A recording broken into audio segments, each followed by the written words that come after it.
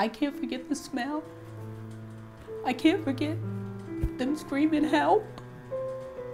I can't forget the running. The events of September 11th, 2001 are embedded in Ophelia Byers' mind forever. Glass was flying, smoke was everywhere, it was black. You know, you were just like the blind leading the blind. You didn't know which way or where you were going. Byer had been working at the Pentagon for nearly a decade on that fateful day that started out like many others. I was headed towards my office and I heard a voice. I heard a voice say to me, I should turn around and not run to trouble. I literally thought someone was behind me speaking, and I turn around and I don't see anyone. And I'm like, who said that? Ophelia continued walking to her office when she heard the voice again. And then all of a sudden the voice says, go to your meeting. The voice was so audible and so strong and so angelical, I knew it was a voice of God. I almost saluted him in the Pentagon. That's how strong it was.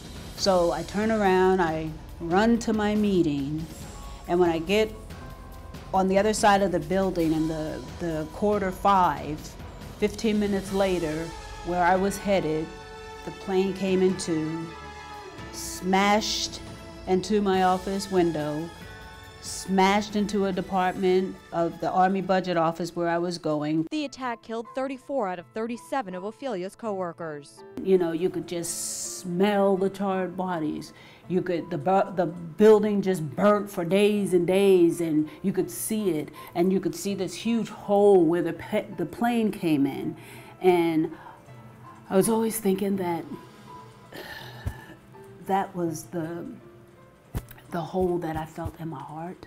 While Ophelia mourned the loss of her co-workers, the rest of the nation wanted to help, and many chose to give the gift of life in the form of blood donation, making September 11th, 2001 the largest single day for blood collections in U.S. history. I can remember the long lines of people standing outside our blood donor centers wanting to give blood, not knowing what the ultimate end of 9/11 was going to be. I just remember the most beautiful thing seeing those lines.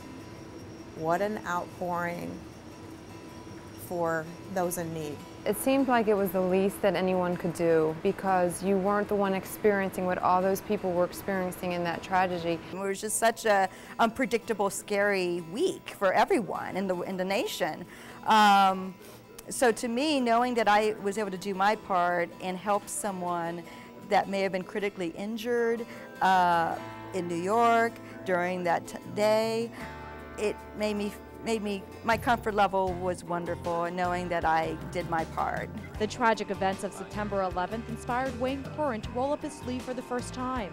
Since then, he's come into Florida's blood centers almost every 2 weeks to donate platelets. Instead of being a fireman or police, which I'm not, I can be just a local hero doing a small part once in a while. Donating the blood, that's giving a piece of yourself. I mean, how much closer can you get to a life than giving blood?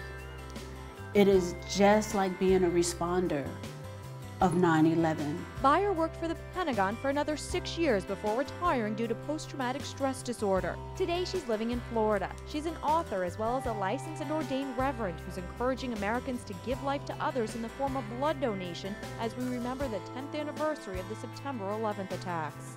Every year, it relieves the pain just a little bit to know that an entire nation is thinking and remembering my friends. People want to do something for 9/11.